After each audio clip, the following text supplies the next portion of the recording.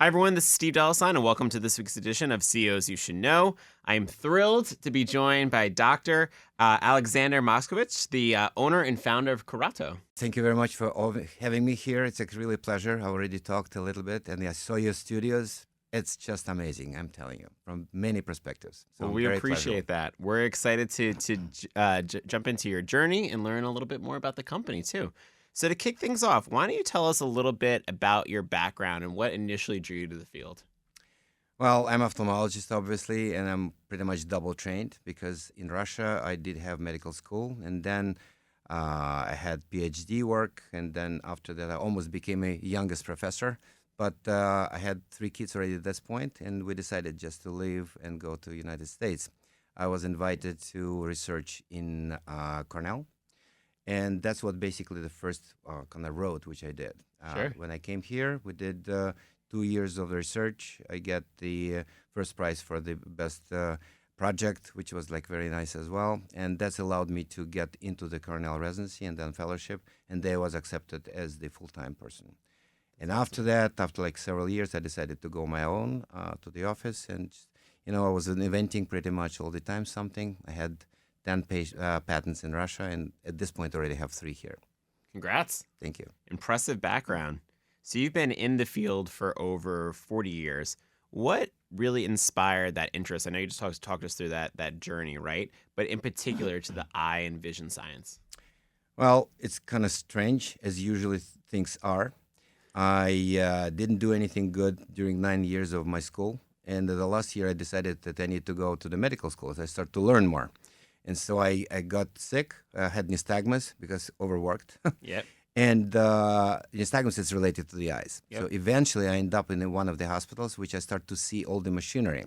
And I liked it. My father was very great and known orthopedic surgeon. Mm-hmm. And once I came to his operating room and he was cutting the limb, I found myself on the floor. And from that point on, no orthopedics. So I liked computer things and more kind of precise movements, and that's why it's ophthalmology. That's awesome. I know you've conducted extensive research in retinal disease and surgery. How have those complex conditions really kind of shaped and informed you around the areas in taking your approach to the cosmetic eye approach? Well, there's a big difference between ophthalmology in the United States and Europe, and Sure. including Russia. In United States, very structured. Mm-hmm. If you do cornea, you're corneal specialist. Don't touch Yep. the retina. If you're a retinal surgeon, you're not going to be, like sending any patients. Yep. So basically, I'm a European type. In Russian community, people saying, if you do retina, why don't you do the cataract? Do it all. Right. Okay. So I made a decision because I like it. I'm pretty good in both of this. And retina taught me how to fix problems which happen to other people and myself as well. And that's why I started to go research in the different areas. Primarily, it was retina. Then it was complications of the other surgeries. But I also had a friend in France who once called me up and said, "Listen, Alex, I did something which you don't expect me to do." And I go, "What is it?" I changed the color of the eye. I'm like, bullshit, I cannot do that. So he sent me some kind of words from his patient. That he's so happy. I'm like, okay, I'm coming. Let me take a look. Very So cool. we came with my wife Paulina there, and I saw 3 cases, very impressive. You would see under microscope something scary, and what's he's doing there? Yeah. Actually, how's it going to end up? And then you see it sitting person. It's like, wow, that's beautiful actually. Wow. So I came back and I start to get the research into it because I do photography, and photography is also pattern recognition and Yep. color sensation and stuff, and that's what brought me to this actually. That's awesome. Speaking of photography, you just mentioned a little bit. I know that's one of your passions. How did that really inspire you throughout this process a little bit more? Well, I guess as I told you, photography, it's to some degree, to a big degree, pattern recognition. Mm-hmm. You see something gorgeous, it could be evanescent. You can pass walking, or you can pass on a bike and see all of a sudden something, and gets into your heart. Sometimes Yep. people ask what camera they use. It's not a camera, it's the eye and the heart. So same thing here. When you do the surgery for the color change, well, basically it's KERATO.com. Yep. Guys, if you're interested, you can take a look on the results, and all the frequent asked questions is there as well, so they can just learn of this. But nevertheless, your first part, you create the tunnel in the cornea, which you fill with the pigment. And the second part, already becoming artistic. You need to do even pigmentation in one eye. You need to do correspondence between two eyes, and it needs to be looked as the great pattern of beauty, because Yeah. people doesn't come to you to be not blind. They come to be more Totally. beautiful, and that's what it is. That's You're how not I just use a it. doctor, it's like an artist. It's a combination. Yeah, that's awesome. I know permanent eye color change can be a bold concept. What were some of the early challenges you faced when you came over from Russia and started introducing it to the United States? Well, in United States, there is, like in any other country, there are a couple of problems. Yep. One is official. People need to give you some kind of permission. Mm-hmm. So in the United States, it's FDA. Yep. But FDA doesn't give you the permission. It just doesn't interfere with this. It's not contradictory for anything, but it's on your own. It's not malpractice coverage. It's your own, like a responsibility. Yeah. So that's one part of it. Second part of it, you basically take the person who's already beautiful and already has 20/20 vision, and basically the only thing which you can do to not to spoil it. You can make Yeah. it beautiful, Absolutely. but you cannot make it better. Yep. Like, right? Okay, so that's one challenge. You need to do the work, which is very meticulous, very safe, and very beautiful at the end. So that's a combination of things. That makes sense. That's awesome. And I know that, to your point, obviously, you guys are really known for your safety and aesthetics, right? How do you balance those two things, right? You want to be that artist, but you also want to make sure that the patients are extremely safe. Just to your point, you don't want to ruin their vision or anything like that. How do you find that balance during that process? Well, the most important thing actually to talk to the people. My father, who I mentioned, was a very great doctor. He told me, talk to the person. 80% of the time, you will know who is he and what she wants. Yep. I spend advice. enough time with every patient, talking to see what really she wants. But before that, she's going through the line of machinery which we have. Our combination of machinery is like level of university. Sure. Because you really need to know what's going on there. You need to see what's going to be contradictory for the surgery. And percentage, which I would say no, probably maybe 1 or 2%, it should be some kind of problem with the cornea. Yep. Or maybe the chronic disease. So basically, one part is the medical. When I just I oversee what the whole pattern of whatever is with the eyes, with the psychology, because sometimes people is good anatomically but psychologically completely not ready. Yeah. And you cannot take these people on the table because they're not going to be happy anyway. Yep. So I tell them, go home, sleep with the decision, come back again. The doors are open, but you're not ready right now. Sorry. I like that. Yeah. The third part of it is actually technical itself. Sure. You need to use properly the technology, setting up the certain patterns of the power and stuff like that. But most of all, you need instrument, because the cornea is actually elliptical. It's like melon. It's not a watermelon. And the computer does watermelons. It does completely round things. So you need to adjust the size to the size of the cornea. For that, you need instruments, and that's actually the way where I did the special instruments, which I get the patents for that. Wow. That's awesome. Very good. I know in 2023, you actually co-founded the KERATO Pigmentation Club International. What inspired this initiative, and what role does it really play in the future? That's the very first step when it's really became kind of official in the world. Great. And it's combined 4 people. One is the father of the whole procedure, is Dr. Alio. Second was Dr. Ferrari, who was actually my friend of mine who I visited in France. Okay, the one you mentioned earlier. Yeah. And was another person who is not practicing right now anymore, Dr. Bykov, but he also was very good inventor. And fourth one was me. So we combined our efforts, and the mission was just bring to the world best technology, best approaches, and best results using all this. And that's why we just trademarked our club, and at this point it's become society. And that's why we already have 2 congresses with this. So it's very interesting. That's actually. awesome. Congrats.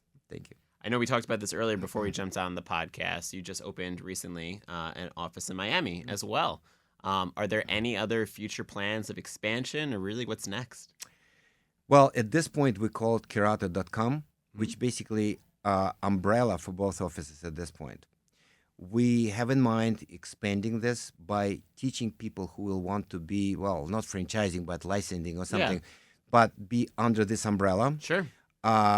And again, as I told you, we have trademarking, not only this, but the technology itself. Yep. And my plan is actually to maybe teach people specifically how to use it, the best approaches to this, and that way they will be under the same umbrella, and hopefully it will be more, for more affordable for the people as well.